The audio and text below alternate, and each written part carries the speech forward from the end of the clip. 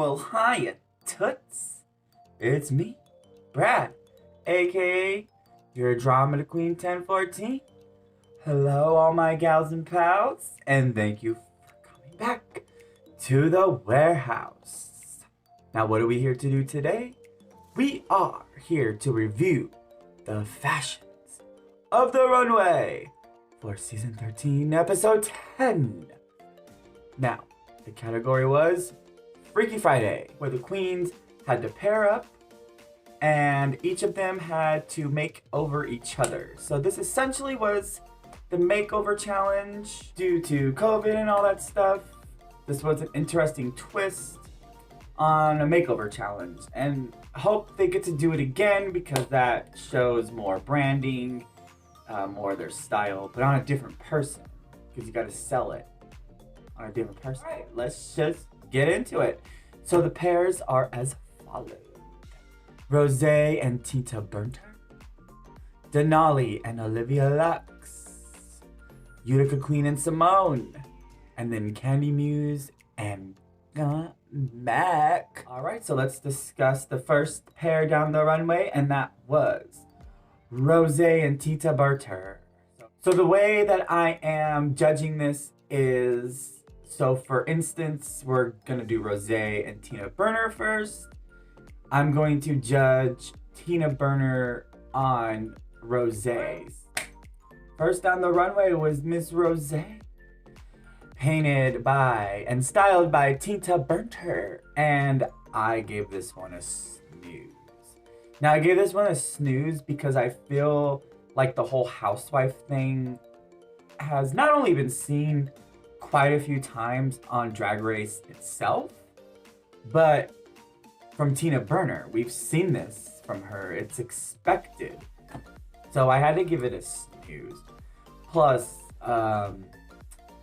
yeah, that mug of Rosé's. Oh, Tina, you did not do her any favors. You sent her down the runway looking a hot mess, girl. Sorry, but it's true. All right, so then Tina Burner comes out as Miss Rosé, and I gave this one a soft smooth. And the reason why it's soft smooth and not snooze is because yes, the outfit is Rosé, but on Tina, it looked really good. I mean, I'm sure it would have looked good on Rosé, but it looked pretty good on Tina.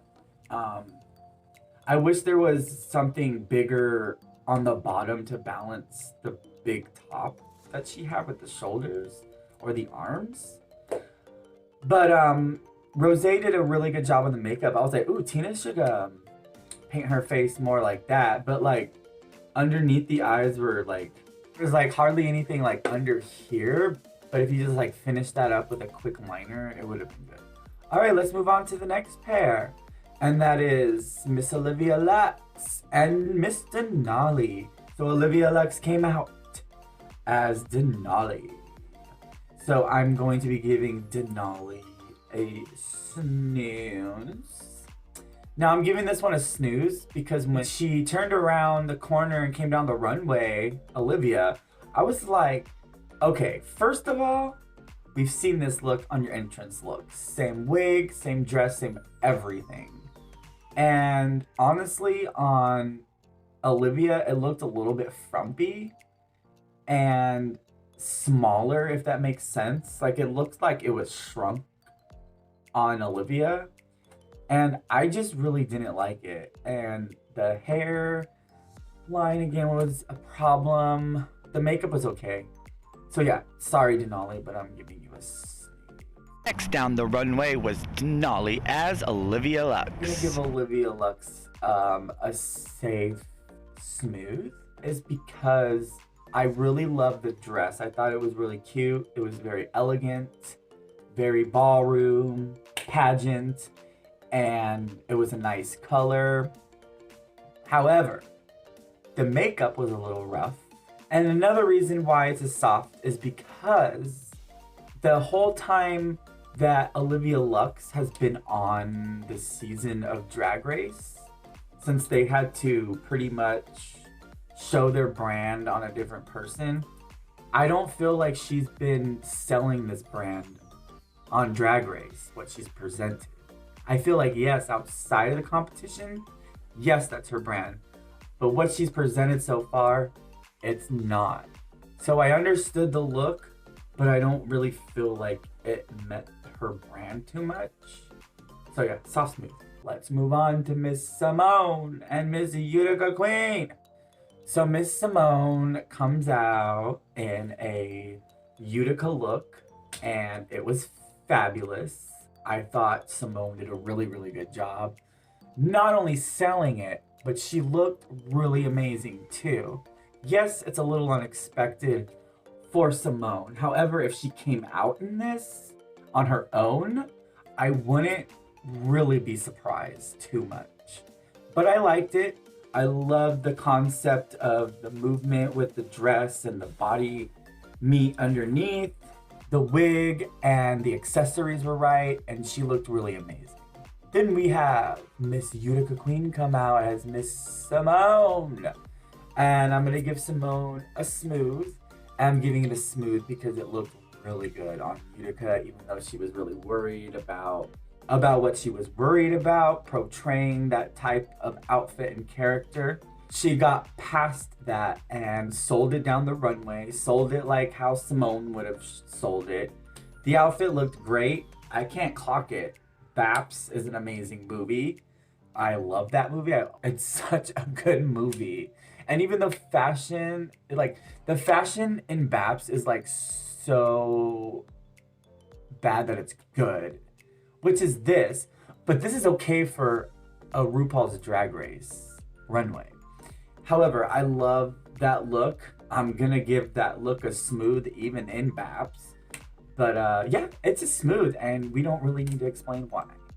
Moving along to the last pair of the night, Candy Muse and Got Max.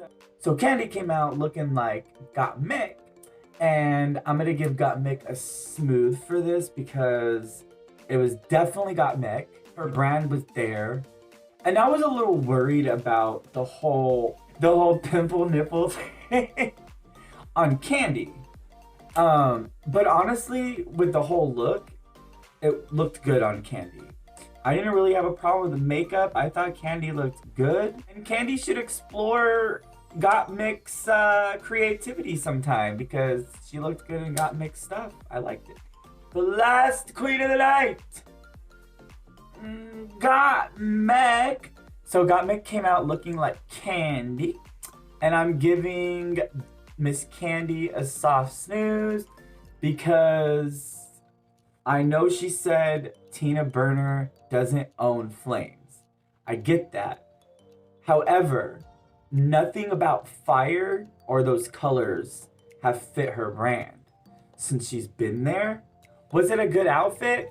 Yes, I liked it even though it was like just a bodysuit or whatever. But it wasn't bad. It was cute. And even though I've seen the outfit on Candy, I still don't see Candy from that outfit, if that makes sense. So I had to give it a soft snooze. Again, Got Mick's makeup was great. The outfit was okay. Sorry, Candy.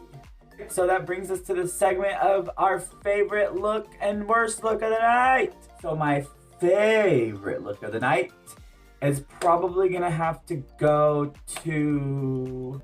She's searching. Wait for it. I'm gonna have to give it to Utica, but Simone as Utica. So Utica's styling on Simone. I just think out of all the outfits, this was the most creative, even though the outfit was a little simple. But the way it was styled and branded Utica made it one of my favorites. Especially because Simone sold it so well. I have to give her, definitely, that's one of my favorite looks of the night. My least favorite of the night, oh goodness, girl. That is gonna obviously be Miss Tinta Burnter. And I'm gonna give it to Tinta Burnter because just look.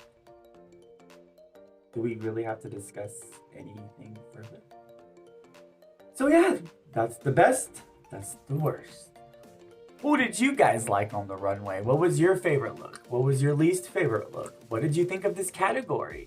What did you think of the queens and how they sold each other? Let us know in the comments below.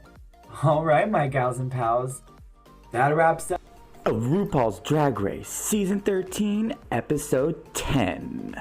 Thanks for setting your clocks to 10:14. And thanks for joining me, Brad, aka your Andromeda Queen, 10:14. Toodles!